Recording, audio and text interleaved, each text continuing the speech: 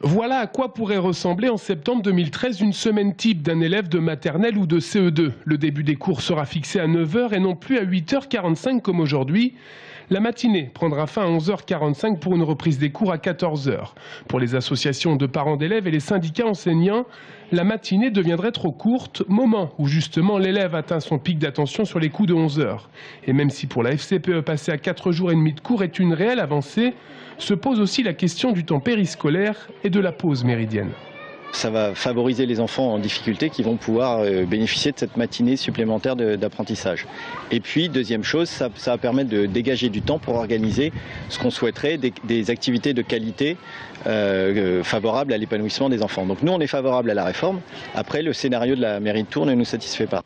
Le constat amer est le même pour les enseignants. Des enseignants pas opposés à la réforme, mais qui souhaitent voir aujourd'hui une vraie concertation sur le sujet.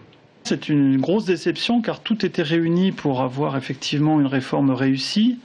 Mais force est de constater qu'elle a été faite dans la précipitation, sans tenir compte réellement des besoins de l'enfant. Nulle part il n'est question de périéducatif. Ce qui nous pose aussi un énorme souci, c'est que les enfants vont être livrés à de la surveillance, alors qu'on attendait autre chose. Il y a vraiment un travail de fond, non seulement dans l'accompagnement des environ 2000 enfants du soir et les 500 enfants du matin aujourd'hui, mais un travail fondamental sur les mercredis et les petites vacances par les mêmes types d'équipes, et il y a un très joli travail éducatif.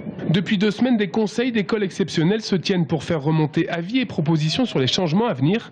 La municipalité de Tours attend le bilan de cette large concertation pour entériner les nouveaux aménagements à la rentrée prochaine. Bref, la question des rythmes scolaires devrait à nouveau alimenter le débat dans les prochaines semaines.